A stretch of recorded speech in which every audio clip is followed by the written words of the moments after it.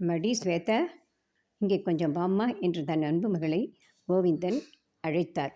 இதோ வரேனுப்பா என்ன என்று கேட்டபடி அவர் எதிரே வந்து நின்றாள் ஸ்வேதா. இப்படி உட்காரும்மா என்று தன் அருகே அமரச் சொல்லி வாஞ்சையோடு மகளின் கேசத்தை மெல்ல வருடினார். அம்மாடி, எங்களுக்கும் வயசாண்டு வருது, உனக்கும் வயசு ஏறிண்டு வருது என்று அவர் சொல்லி முடிப்பதற்குள் ஸ்வேதா சிரித்தபடி இடைமறித்தாள். வருஷம் வயசு ஏறத்தான் செய்யும், அதுக்கு என்ன இப்போ என்றாள். உனக்கு வரன் பார்க்க முடிவு பண்ணியிருக்கேன்.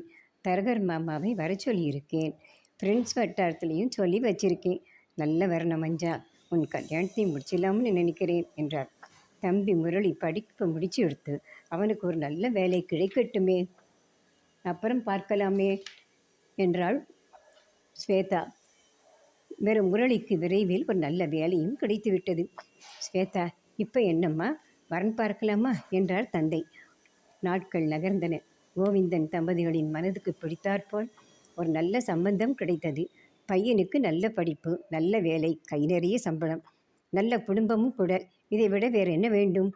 மீண்டும் தந்தை மகள் ஸ்வேதாவை இழைத்து அமரச் சொன்னார். ஸ்வேதா, இப்போ வந்திருக்கிற வரன் எல்லா விதத்துலேயும் நமக்கு பிடிச்ச மாதிரி இருக்குது. பெண் பார்க்க வர சொல்லலாமா என்று கனிவுடன் கேட்டார். அப்பா, ஒரு சின்ன வேண்டுகோள் என்றாள். சொல்லும்மா என்றார் தந்தை. உங்ககிட்ட சில விஷயங்களை பேசிட்டு அப்புறம் பெண் பார்க்கிற சம்பிரதாயத்தை வச்சுக்கலாம் இல்லையா என்றாள். தந்தை வைப்போடு மகளை ஏறிட்டு பார்த்தாள். சொல்லும்மா என்றார். அப்பா, கல்யாணத்துக்கு நீங்கள் போட்ட பட்ஜெட்டுக்குள்ளே அடங்குமா செலவு என்றாள். நம்ம ஒரு பட்ஜெட் போட்டால் அது எங்கேயோ இழுத்துட்டு தான் போகும். கடனோ உடனோ வாங்கித்தான் ஒப்பேத்தணும் என்றார். அப்புறம் புரியும் என்றாள். நல்ல பொண்ணு மான்றி என்றார் கோவிந்தன். நகை எவ்வளோ போட போகிறீங்க? கையிருப்பு பட்ஜெட்டுக்குள்ளே அடங்க முடியுமா என்றார். ஸ்வேதா, உன் கல்யாணத்துக்கு இன்னும் சேர்த்து வச்சிருக்க நகைகள், பாத்திரம் பண்டங்கள் இருக்குதுமா, பார்த்துக்கலாம். அது தவிர என்றாள்.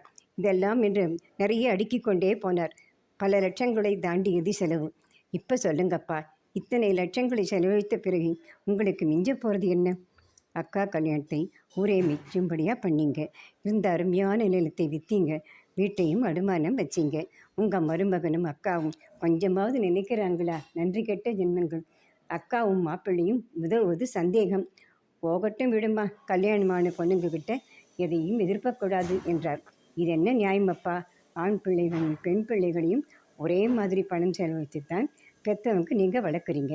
போதாக்கரைக்கு பெண்களுக்கு கல்யாணத்திற்கு வாரி வாரி செலவு பண்ணுறீங்க. பிள்ளைக்கு என்ன மிஞ்சும்?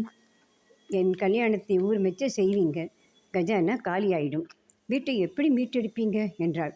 உன் தம்பி முரளி இருக்கானே, கை நிறைய சம்பளம் வாங்குறான். 2-3 வருஷத்துக்குள்ளே மீட்டுக்கலாம் என்றார். மறுபடியும் தப்பு பண்ணுறீங்கப்பா. அவனுக்குன்னு சில ஆசைகள், கனவுகள் இருக்கும்.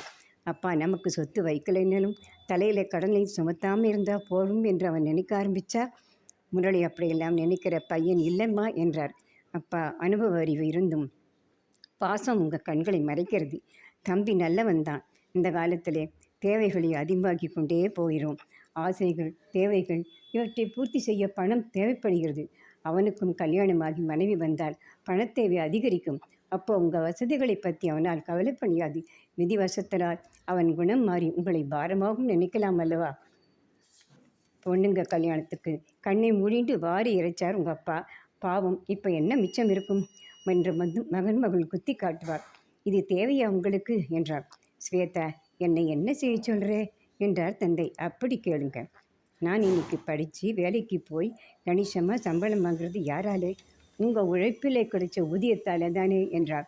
அதுக்காக கல்யாணம் பண்ணி கொடுத்த பெண்கள்கிட்ட உதவி எதிர்பார்க்கறது தப்பில்லையா என்றார். தப்பே இல்லையப்பா. ஆண் பெண் என்ற பேதம் இல்லாமல் அவர்களை ஆளாக்கிய பெற்றோரை காப்பாற்றுற கடமை 2 பேருக்குமே இருக்குப்பா. ஒருத்தர் கடமையை தவறினாலும் மற்றவா காப்பாற்றணும்ப்பா. பெரியவங்க நீங்கள் பண்ணுற தப்பால் தான் முதியோர் இல்லங்கள் பெருகிக்கிட்டு வருது. உங்கள் பட்ஜெட்டை மூட்டை கட்டி வையுங்க.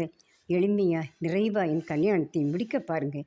என் கல்யாணத்துக்காக என் சேமிப்பில் உள்ள பணத்தை கட்டி வீட்டையும் மீட்டுக்குங்க. சொந்த வீட்டிலே ராஜா ராணி போல நீங்கள் வாழணும். கல்யாணத்துக்கு பிறகும் நான் உங்களுக்கு பண உதவி செய்யணும். மாப்பிள்ளையும் அவங்க பெற்றோரும் இதுக்கு சம்மதிச்சா நீங்கள் பேசி முடிக்கலாம். நான் போட்ட பட்ஜெட்டுக்குள்ளேயும் நடத்தணும் என்றால் உறுதியாக. பெத்த கடனை நீங்கள் தீர்க்க நினைச்சா நான் உங்ககிட்ட பட்ட கடனை எப்படி தீர்ப்பது என்றால், பெற்றவர்கள் மகளின் பேச்சைக் கேட்டு மலைத்து நின்றனர். இவள்தான் புதுமைப் பெண் என்றும் நினைத்தனர்.